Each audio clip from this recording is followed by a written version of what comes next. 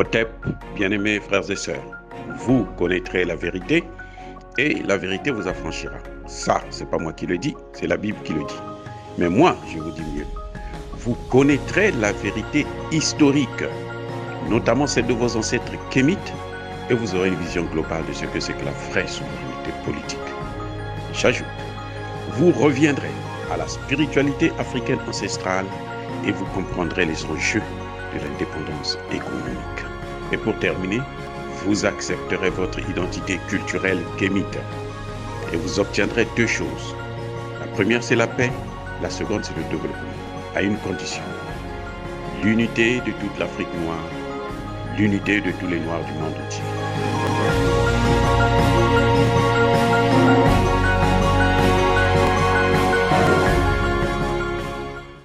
Otep à tous, bienvenue sur la chaîne des panafricanistes par essence, par conviction et par excellence.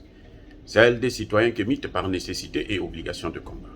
Nous sommes une chaîne qui n'est guidée que par nos ancêtres et rien que par les ancêtres qui appartiennent à l'égrégore du monde noir. Par conséquent, nous ne croyons en aucun Dieu venu de l'étranger. Toutefois, cette vidéo n'est aucunement destinée à inciter à la haine ni à la violence, car nous menons un combat politique, géopolitique et géostratégique contre l'impérialisme, le colonialisme, le néocolonialisme et l'endocolonat, sur la base du principe fondamental légué par nos ancêtres kémites, qui est celui de la Mahat, c'est-à-dire vérité, justice. Il s'agit d'apporter notre modeste contribution à cette noble lutte en faveur de la souveraineté, la dignité et l'unité africaine. Oh, bien-aimés frères et sœurs, je crois que tout le monde est au courant de cette situation qui remonte à la surface, l'affaire Ousmane Sonko. Entre-temps, ça s'était calmé un peu. La dame Adji Sarr qui avait décidé, qui se cachait, qui ne voulait pas parler devant les caméras, qui était toujours couverte quand elle se présentait. Aujourd'hui, elle sort bien coiffée, bien habillée.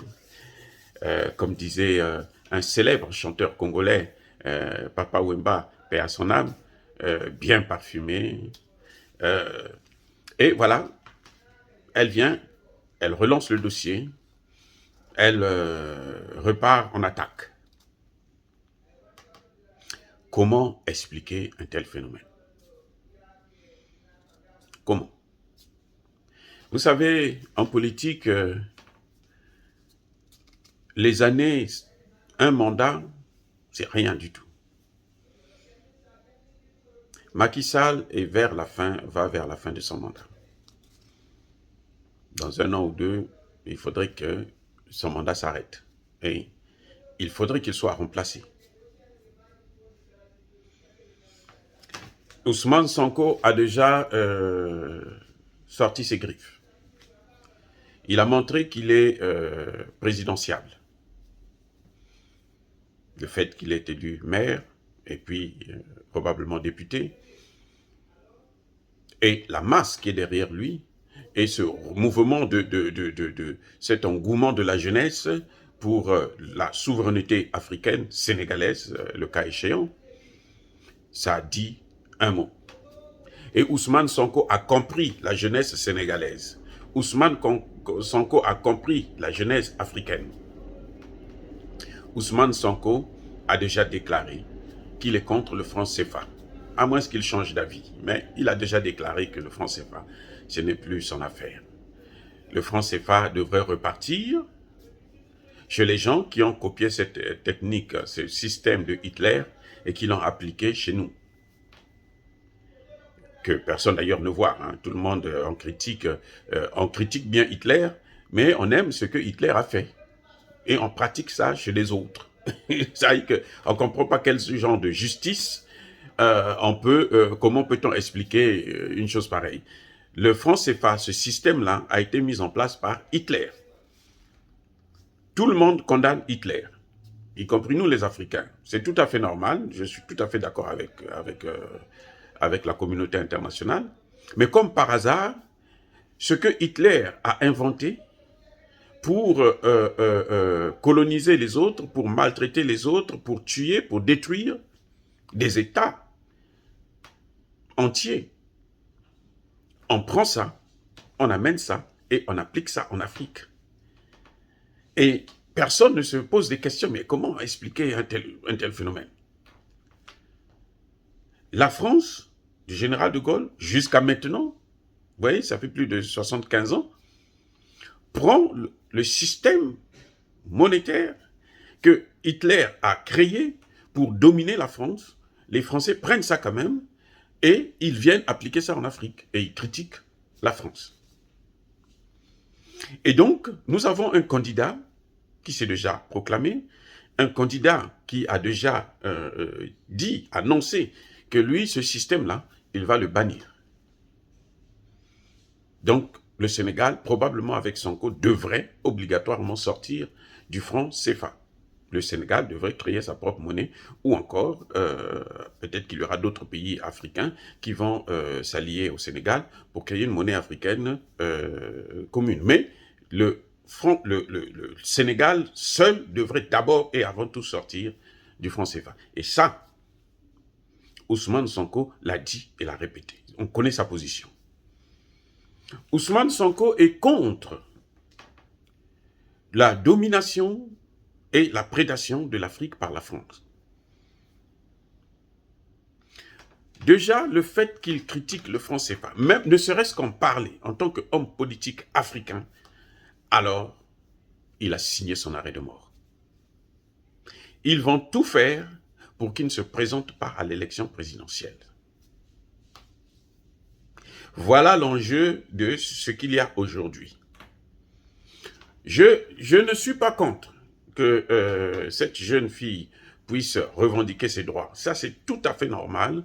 Et que si Ousmane Sonko est reconnu coupable par une justice indépendante, puisque quand c'est comme ça, la France-Afrique, et même dans la justice, avec des magistrats, elle a ses magistrats à elle, dans nos États, dans nos gouvernements. Eh oui, on l'a vu au Cameroun, le gouvernement prend une décision, les magistrats bloquent la décision.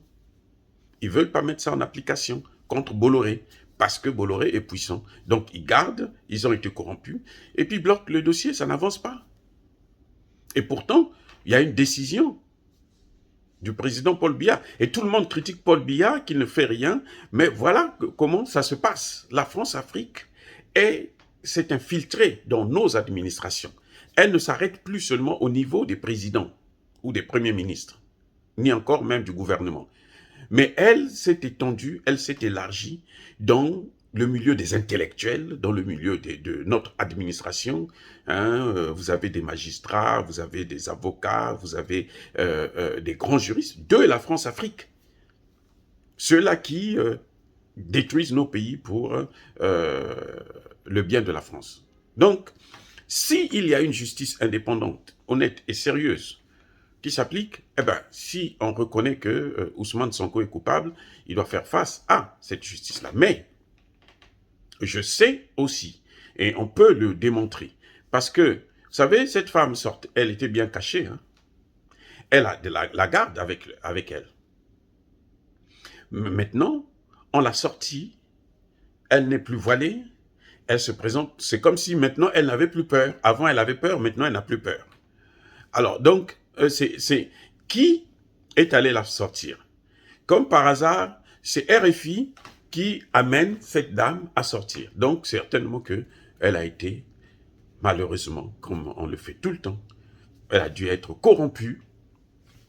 On lui a donné de l'argent, c'est ce qui lui a permis de faire cette coiffe, sortir comme si c'était une petite reine.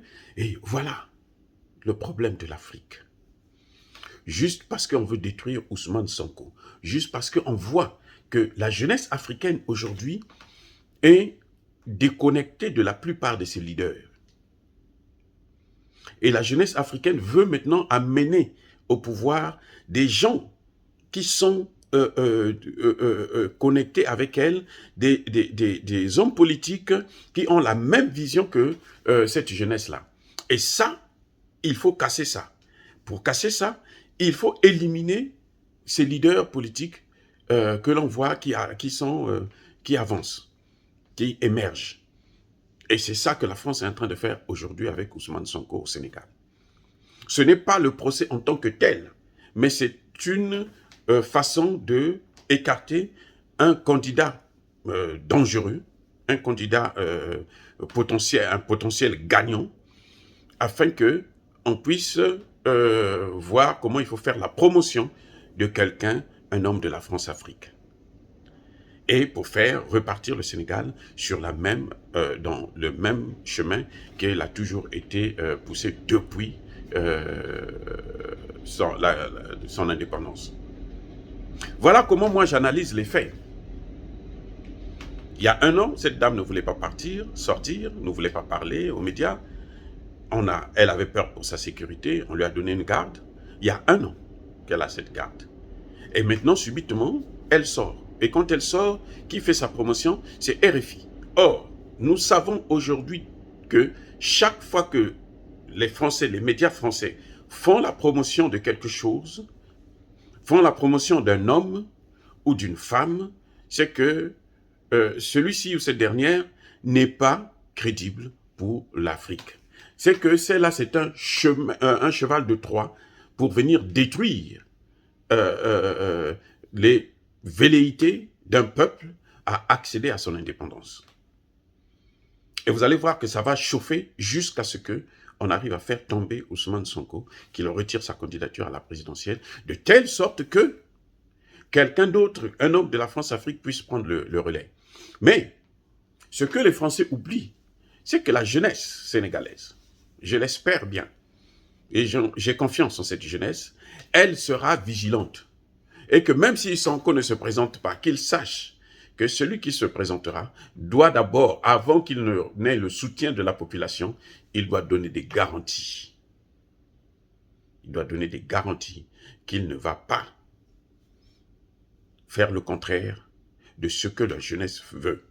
C'est-à-dire qu'il va lutter, qu'il va sortir le Sénégal du franc CFA, de la zone CFA, et qu'il va de plus en plus éviter de donner un fort pouvoir à la France. Comme on l'a vu aujourd'hui, on parle d'un train à grande vitesse qui est financé à 100% par les Français. Donc ce sont les Français qui viennent chez nous pour venir prendre nos biens. Et puis bon, notre argent, le peu que nous avons, parce que nous sommes déjà pillés avec le système CFA, mais le peu que nous avons, ils viennent prendre ça aussi. Et ça exprime exactement ce qu'ils ont dit dans la Bible. Hein, le peu que vous avez là, celui qui n'en a pas là, le peu qu'il a en prendra ça. C'est un défaut, c'est un crime d'être pauvre ou d'être appauvri. Parce que l'Afrique, ce que je peux vous dire, n'est pas pauvre, mais l'Afrique est appauvrie.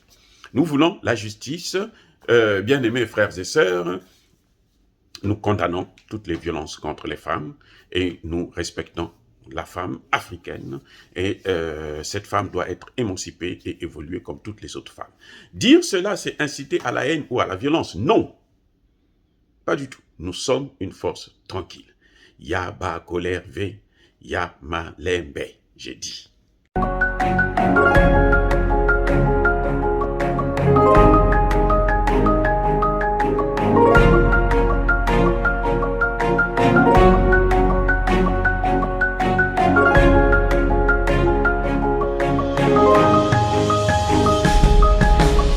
Eux, ils marchent par la foi et non par la vue.